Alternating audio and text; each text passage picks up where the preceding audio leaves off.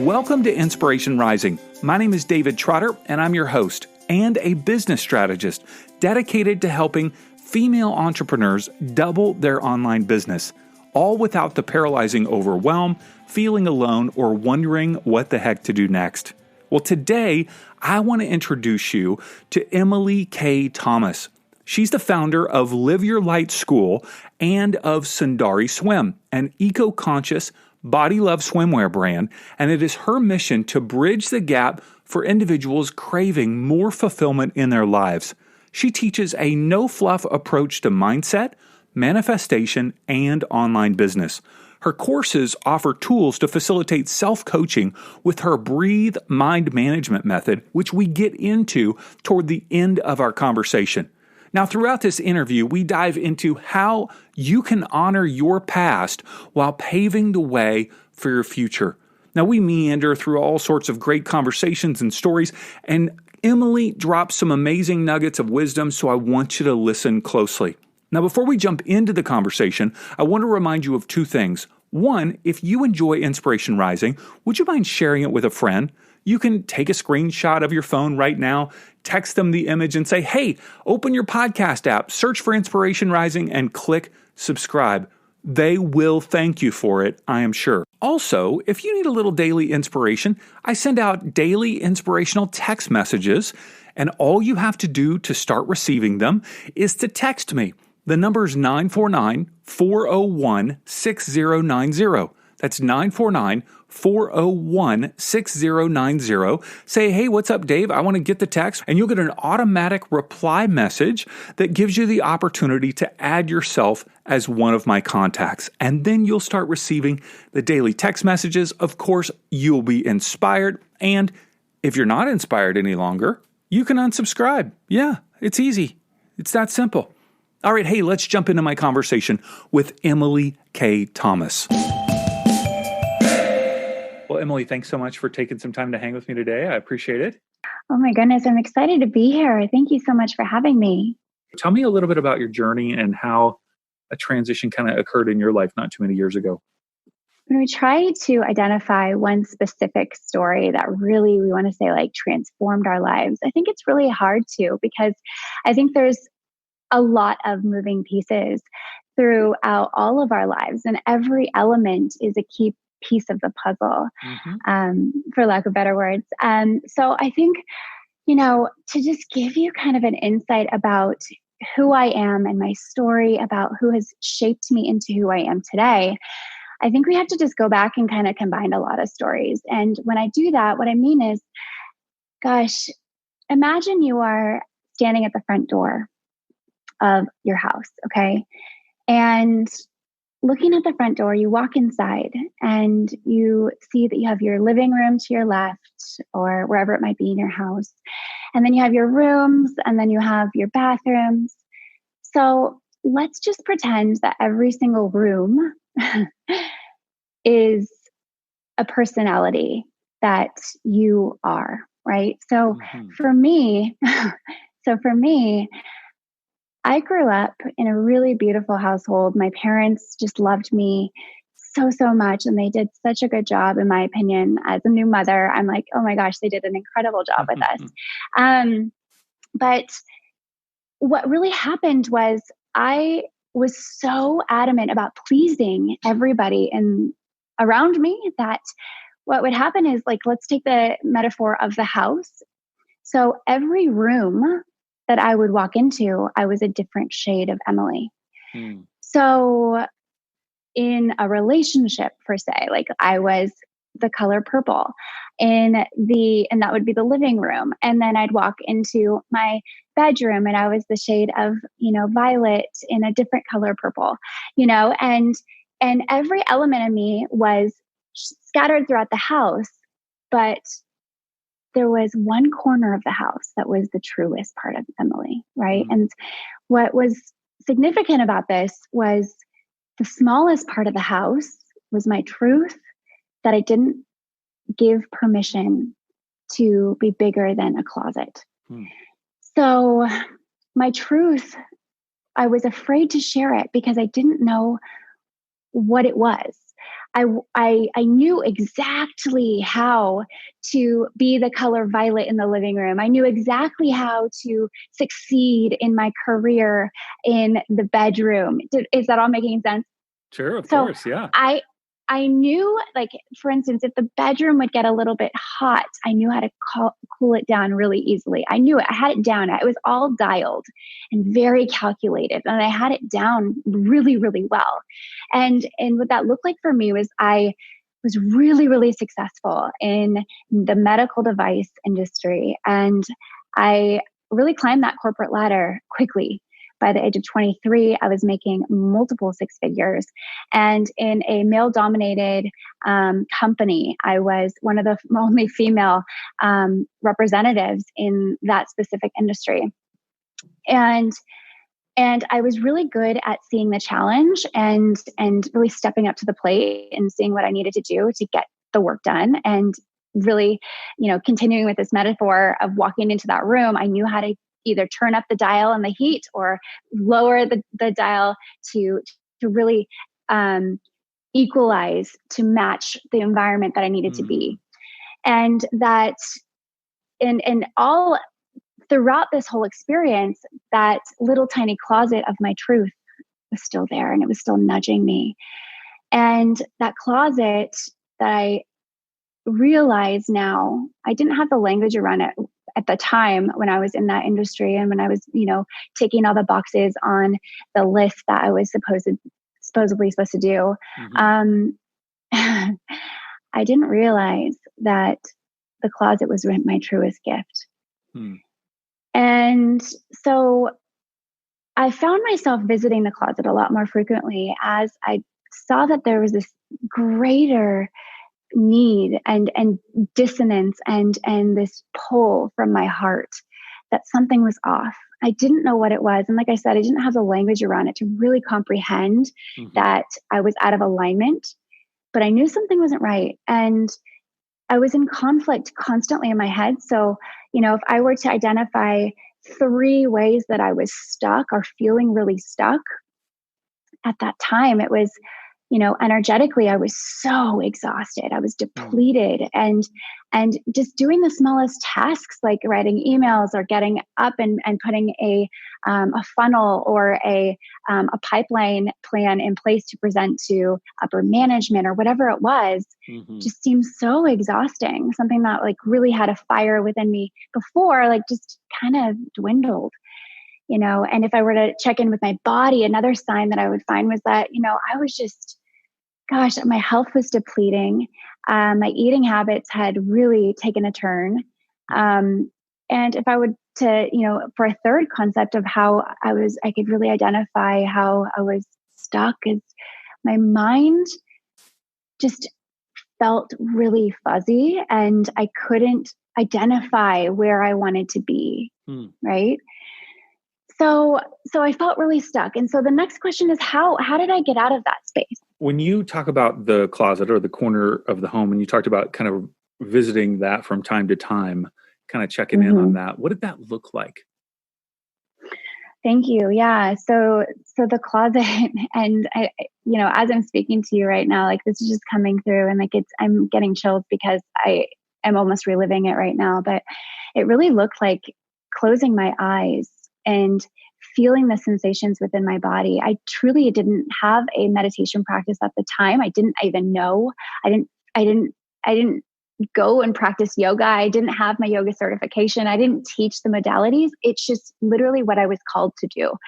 So when I'd visit this closet, it would be, Emily, you are here to serve. Emily, you are here to speak on stages. Emily, I'd see all these visions coming through of really supporting people that were going through what I was going through, which was this internal conflict of not feeling able to be me, the true me, right? And so I would visit this closet, and the closet would really be a exploration of the world, what the world would look like if I really was me. And so I really dabbled. I started exploring and almost like walking through it, that doorway and saying, okay, well, let's just see what this would look like if I did start speaking and did start meditating and did, so I'd start to dabble into some of the self-development books, and I ventured out to some yoga classes. And so over a course of about 5 years, I really started the closet type of room really started expanding and growing into more of actually like a bedroom size, right?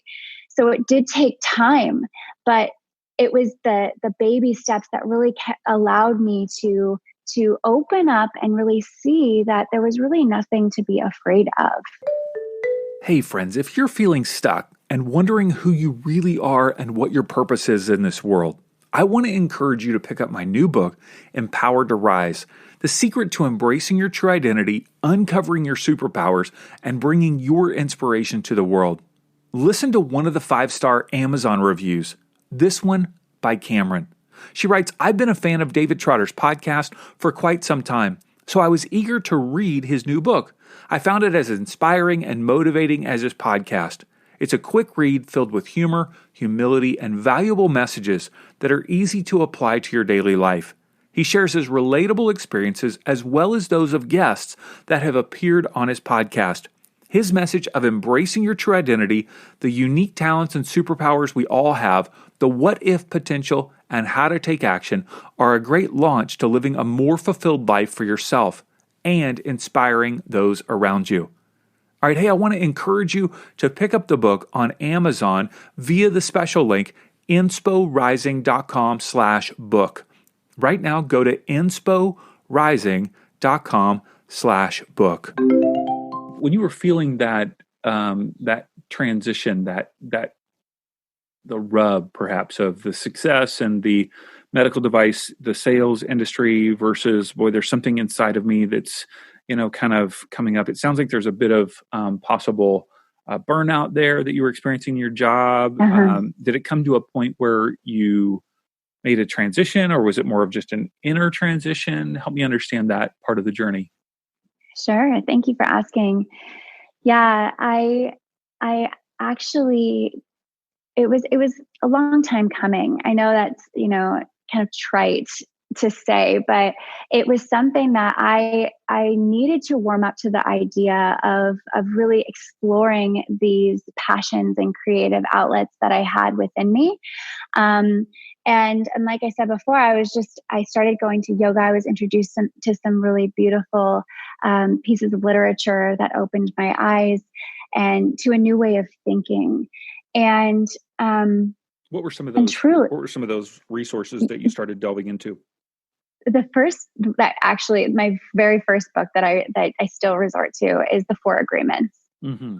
By Don Miguel Ruiz. I mean, that book, it's so simple, but it's so profound. And those just 4 agreements, I love it when we simplify these concepts down to really easy to digest terminology and that we can apply in our day to day. So really, I love that, because that's what I do today is as I try to simplify all of these ways to really understand how your mind is working and how to honor the past and actually use the past as your superpower to create what you want to do today. Mm-hmm. So that's exactly what I did is I decided to look at the situation I was in, where I felt really out of alignment, and started to look at like where this disalignment started. How did I start feeling this way? And how did I actually start shifting out of that?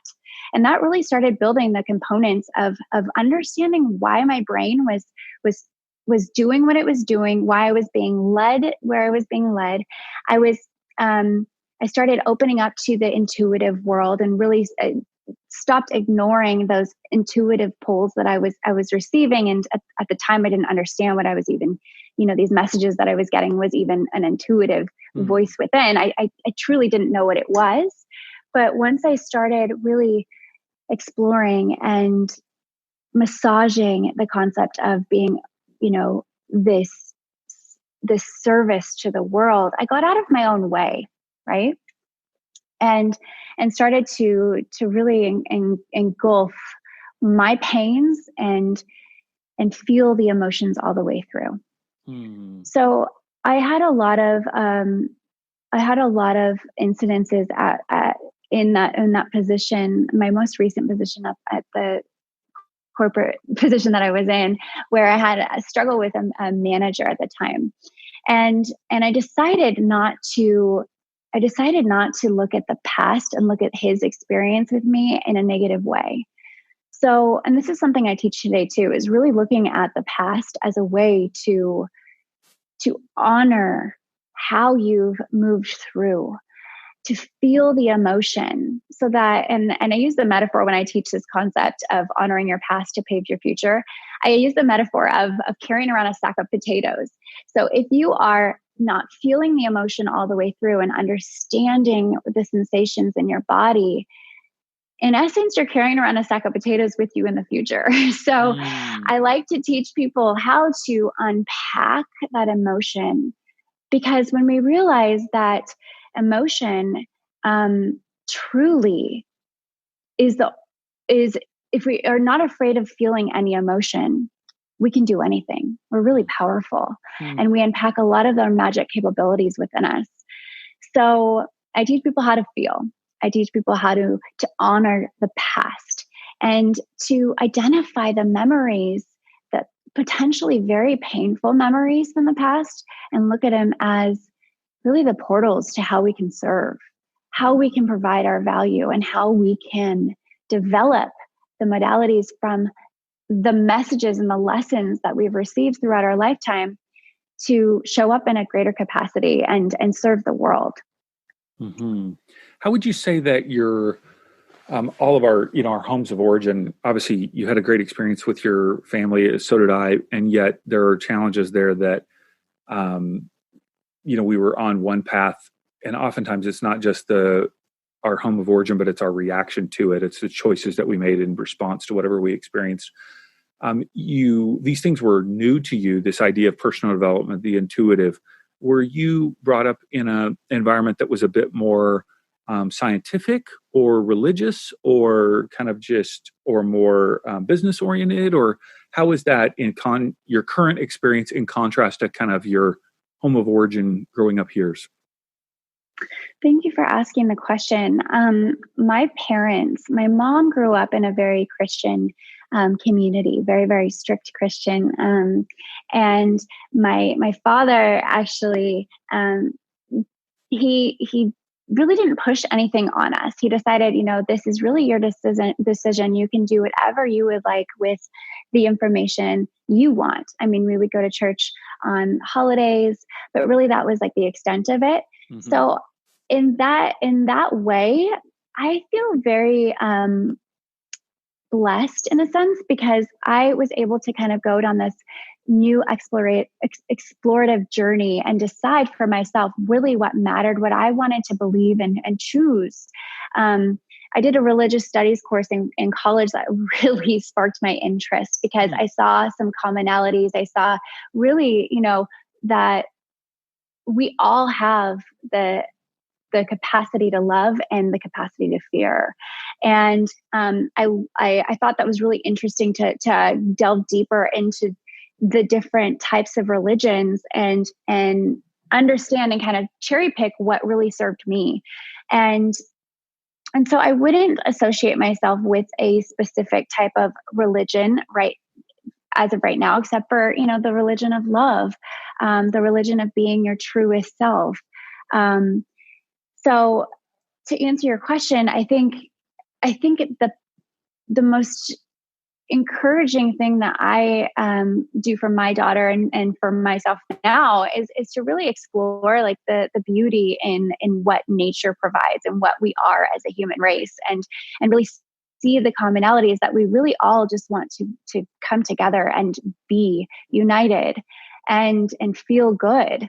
And when you really break down the layers and understand that the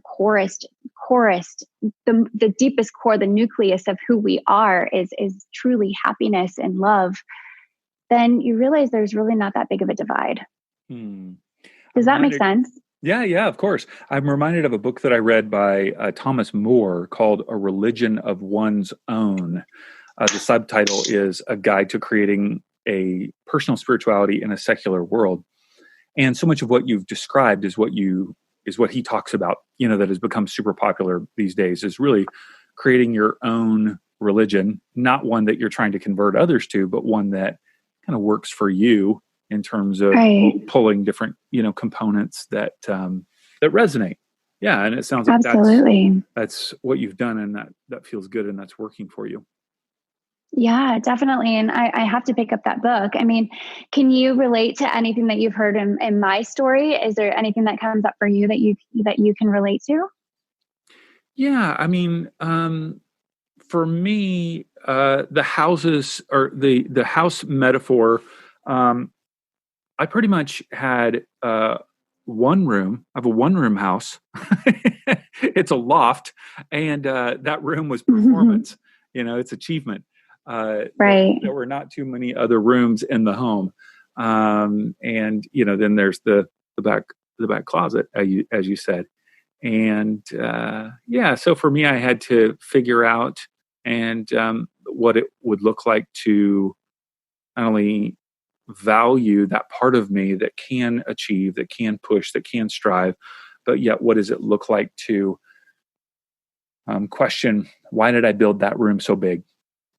Wow, why did that room get built? When the architect was laying out the drawings, was the architect, the capital A architect, that laid out that room? Or was it me who expanded kind of made revisions before it went to the city for approval? Right. Yeah. So I love that.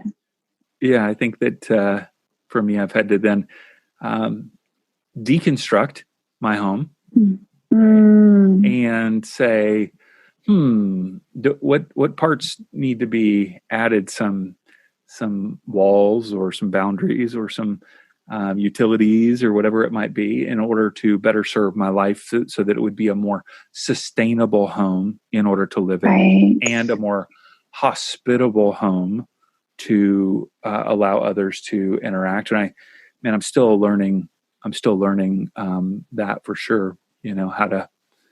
How to. I feel like I'm always in renovation mode. Absolutely. Yeah. And that's one of the best things about doing the work that we do too, is you're always on the cutting edge of really self-improvement. And I love that piece. I love that so much. And, just to kind of piggyback on what you just said, I think, initially, when I first saw that there was such a huge difference and I was not honoring that corner, right, that closet in the home that I really wanted my truth, I jumped ship so fast. And really what that looked like for me, as I traveled the world for a while, and I really almost took off the blinders, right? And so the pendulum swinged way over to the other side, where I was like, my truth is this, my truth is not that.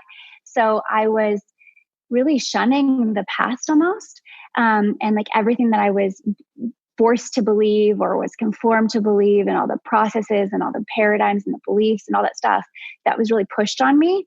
And then what really, after that process, what's really interesting is through the implementation of this work and teaching others, what I really learned, the broader, more grand picture of it all, is that it's absolutely not shunning the past. It's really honoring your own individualistic journey, and how do the worlds merge and marry, and how can you use the skills and the capabilities that you've learned from the other rooms in the house to apply to create an even more beautiful and grand truth, right?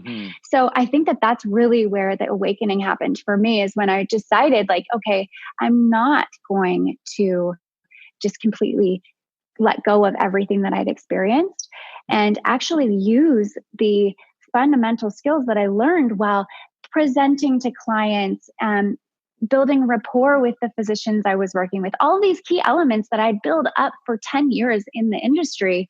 I decided to that's when my business started taking off, when I started honoring who I was before and who I get to be now. So what you said was perfect about how you're renovating, how you're rebuilding the house from scratch with the ability to decipher like what rooms you want to have versus like what's forced upon you. Right. So I think that that's really, really beautiful that you said that. And so you transitioned out of the medical device industry into what? So yeah, I transitioned into a product-based business. So I really had developed I kind of hinted at this at the very beginning, but throughout the experience, I developed a very severe eating disorder, which is where really how my body was communicating to me, like something is off, and I was just ignoring the signs. And I needed, and that was my way of searching for control because I felt so out of control. And so, and that's a whole nother podcast episode in and of itself. But so I looked for ways to use that to support women. So I created a body love swimwear brand. And I created a eco-conscious swimwear brand called Sundari Swim, with the purpose behind the brand being that every woman is whole already.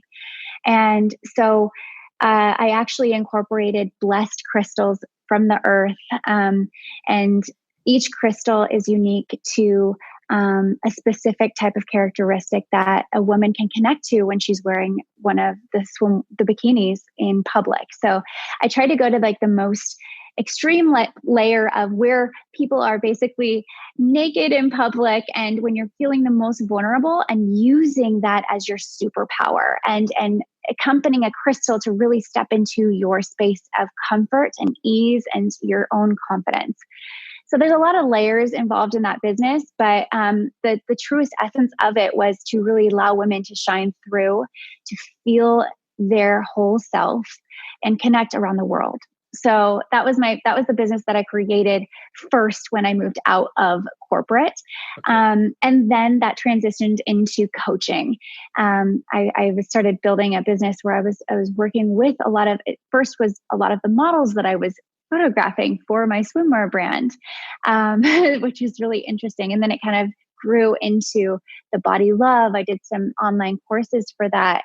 And then it grew into really transforming people's minds into understanding how the brain works, and how you can really adjust the way that you are looking at the past to create a better future for yourself.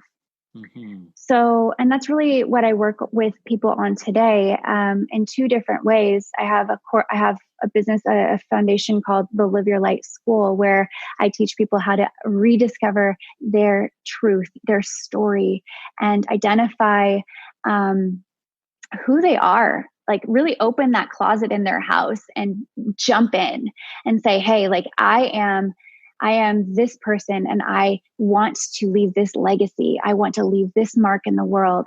And why do I want to leave that? Like truly, like the deepest why do you want that? And understanding that, and then using that information from your past and creating a new script for your life. I created this, like I told you at the very beginning of our conversation, is like, I like to simplify things down. I think the more simple we can be, the less room for overcomplication. And when we overcomplicate things, we have inaction. So I created this method of understanding how your brain is working. And it's the acronym BREATHE. So the BREATHE method. And really, it comes back to the breath. When we're in the breath, we can truly be here and now, where we're not depressed about the past and we're not anxious about the future. We are grounding ourselves and anchoring ourselves in the present moment. So using the breath to first activate this process. And then as you move down into the different letters of the BREATHE method, you're really extracting your thoughts, and you're understanding why you're thinking it with curious and compassionate eyes. And that really goes back into understanding and looking at the past as a way to pave your future. Can you break down each letter? Do you mind? Just, do you have that? Yeah. So really the BREATHE method. So let's start with B. B is breathe. So taking a few deep breaths, so taking 3 deep conscious breaths, allowing yourself to ground into the present moment. R stands for release. So release is what I call a thought drop. And a thought drop is really where you get all of the thoughts that you have in your mind about the situation out on paper. So allowing yourself to do a stream of consciousness, writing, allowing everything. I call it really, it's like a mental hygiene. It's really taking a mental shower. Mm-hmm. So like we do these mental showers, or we do showers every day or every other day, hopefully.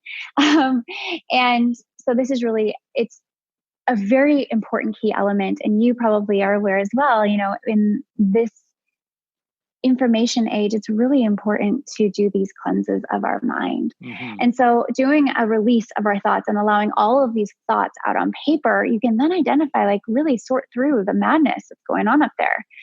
And so the R stands for release.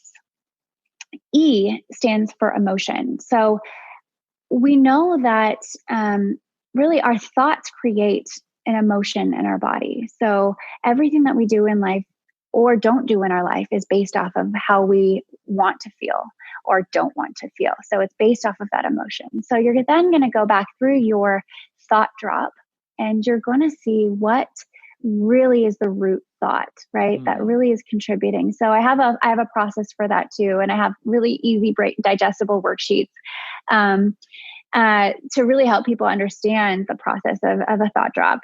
And it's really like a tick box, like yes, no, 3 questions. And I'm happy to provide that for your listeners too. So I'll give you a link to that if they want one of a thought drop worksheet.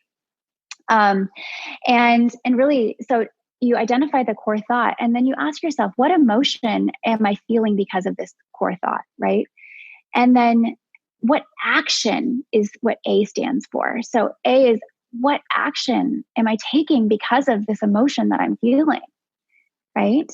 So then you see the chain of events that's happening, right? So you see the thoughts that are contributing to the emotion, that are contributing to the action, which is not creating the outcome that you want in your life. Mm-hmm. So the T stands for transform, and this is where the magic happens. So we think about ourselves in the future. So what is that thing that we really, really want? And sometimes sometimes it takes us knowing that what we don't want to realize what we do want. So really identifying what it is that you really do want, and then saying, okay, if I have that thing, how do I need to think? So that's where the transform thought comes in, and you transform that old unconscious thought into something that's very conscious. Okay. And then you check yourself and you say, okay, so the H stands for how does this make me feel and how does it make me act? Okay. So H is how, right? So you're really checking your work and making sure that it's going to be in alignment with that person that you want to be. And then E is express. So literature has proven that when we express, we actually cement the new thought in place. So a belief is really a thought that we just continue to have over and over. So when we speak it and we express it and we practice it continuously, that's when we start firing new neural pathways. And that's when we continue to start shifting out of an old belief system into a new belief system. So really the practicing is key, but you want to make sure that the transformed thoughts are in alignment with who you want to be. So I have my students create a transformed thought log and really plant these all over their house, all over their living arrangements, so in their phone. So they have these reminders popping in to remind them of really what you want to think. Because if you think about it in the sense of our brains have been programmed for 20, 30, 40, 50 years or even, more or less, but programmed to continuously think this specific way, you then realize that, gosh, that's the path of least resistance. So I really need to adjust to recalibrate the beliefs that are taking up the airspace in my brain, right? We need to really adjust that. And the only way we can adjust that is to really lean into that friction and really practice it on a consistent basis.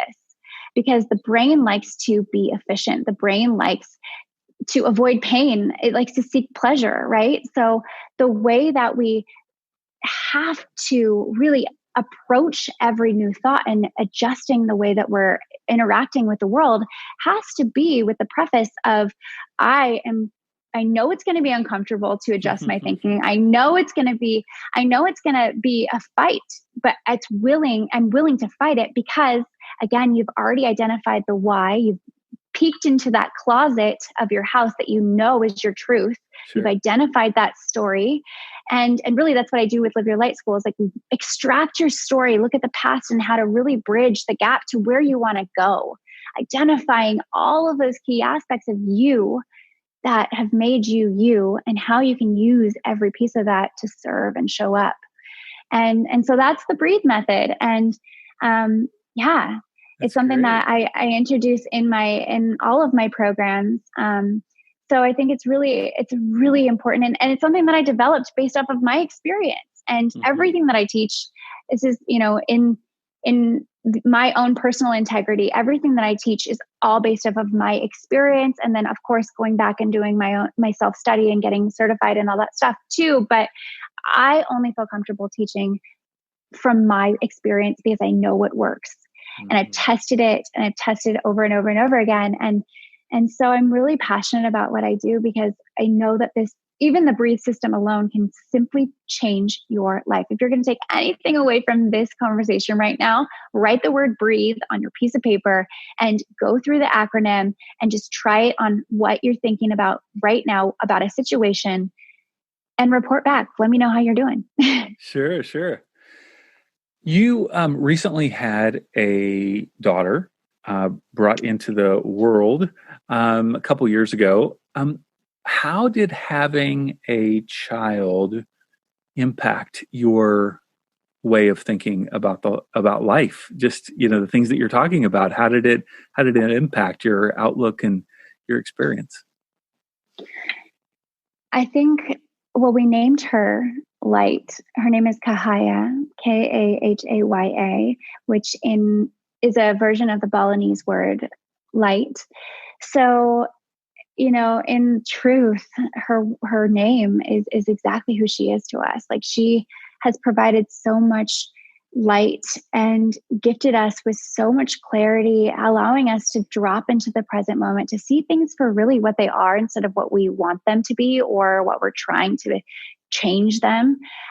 She's the word equanimity comes to mind when I think of her because things are perfect, even in the days when she's crying, when she's, upset, and so it really is a parallel to everything in life. It's like when we embrace what is and when we show up and smile and, show our emotion and show up as us, which is what she does and what she does every single day, it reminds us to do the same. So she's been a really beautiful, gifted reminder from the universe to show up as me, to be more of me. And again, really an awakener in a sense, because she's, I want to be better for her. Right.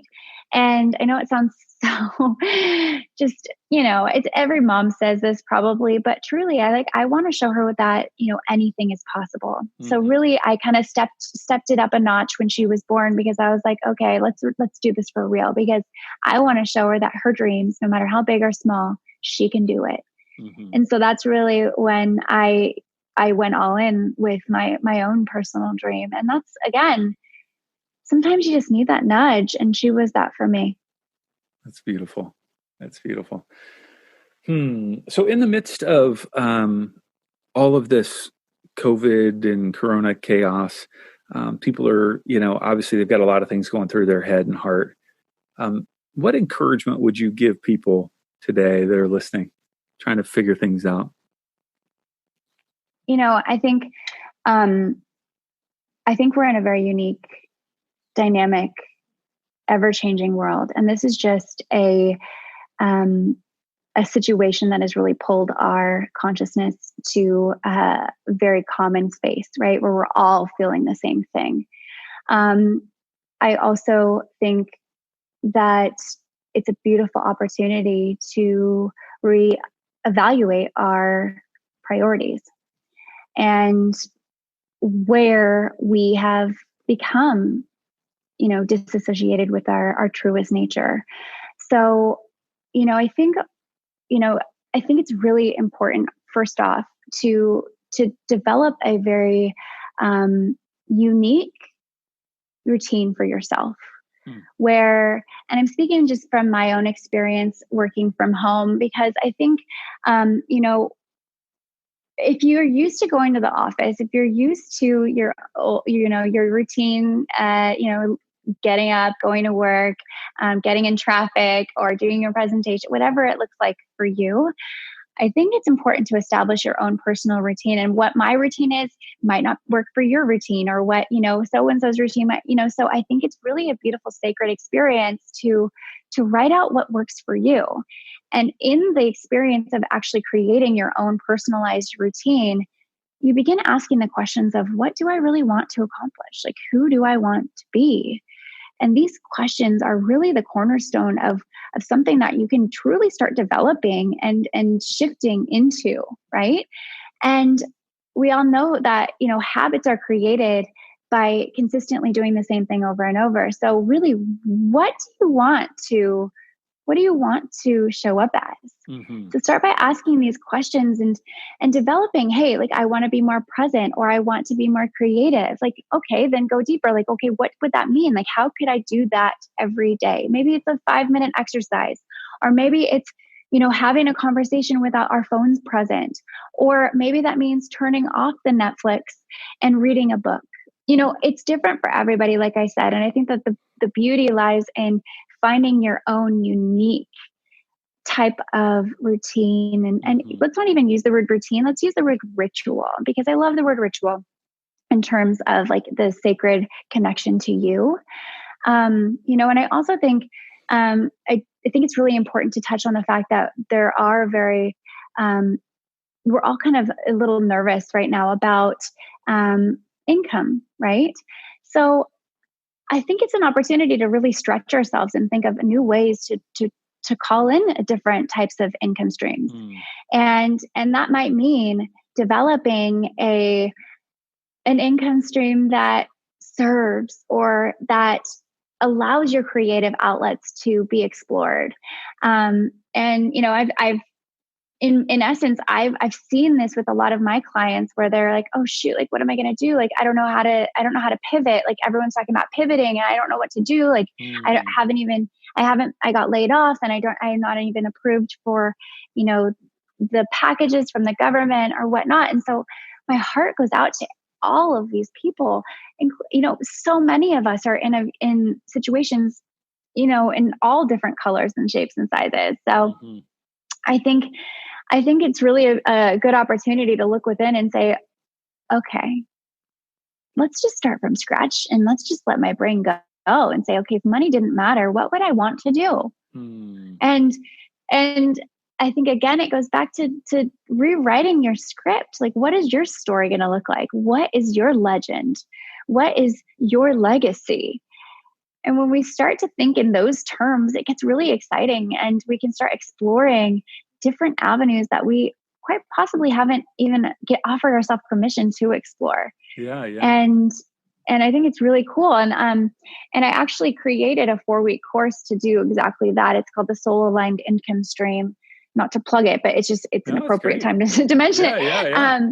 Yeah. So it's really pulling some key pieces to help you identify your unique gifts within your own experience, your expertise, seeing if there's a market for it. And this is where it comes, like, me bridging the worlds of my business expertise from my medical device industry, and me using the spiritual side too, is like understanding the relevancy, if like doing the validation and seeing if there's a target audience, and seeing if you honestly are going to want to move forward with this business idea, or if you need to pivot and adjust and refine. So really, I love the course because it's only 4 weeks, first off. And second, you get to you get to really decide on something that's validated before you even spend a dime creating it. Mm-hmm. So you validate it, you test your market, you start building people and actual buyers before you build it. And you start, and in the process of this, you're really connecting back to your truth, returning home in essence, and serving, right? And so it's coming from that soul aligned place. And what I'm finding is that my students that are actually doing this, they're like, why haven't I done this before? Like, I don't understand why wasn't my window opened to this before. I hadn't even thought about this.